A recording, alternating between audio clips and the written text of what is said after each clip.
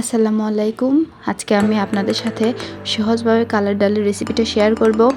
তার জন্য কালার ডালটা সুন্দর করে ধুয়ে পরিষ্কার করে নিয়ে তার মধ্যে হালকা একটু পানি দিয়ে 4-5টা কাঁচামরিচ দেব এবং অল্প একটু জিরা দিব, অল্প একটু লবণ দিব, সাদা এলাচ একটা দিয়ে সুন্দর করে 3-4টা সিটি উঠিয়ে নিয়ে মাঝখানে একটুখানি আদা বাটা দিয়ে আবার 5-6টা সিটি উঠায় নিয়ে তেল গরম করতে দিয়ে তেলের মধ্যে একটা তেজপাতা আর কিছু পেঁয়াজ কুচি দিয়ে সুন্দর করে ব্রাউন কালার করে নেব।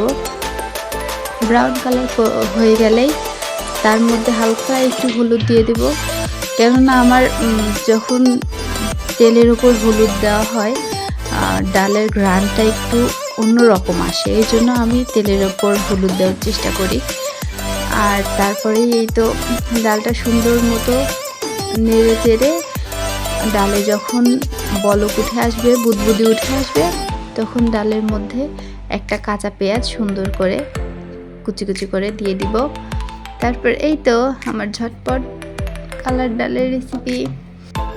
আসলে আমি তেমন একটা রান্নায় এক্সপার্ট না, তবে যতটুকু চেষ্টা করি আলহামদুলিল্লাহ মাশাআল্লাহ ভালোই বলে। যারা আমার রান্নাটা ট্রাই করে তারা কখনোই কেউ খুব একটা খারাপ বলেনি, তো ভালোই বলে সব সময়। আস্তে আস্তে আরও ভালো হবে ইনশাআল্লাহ, চেষ্টা করি।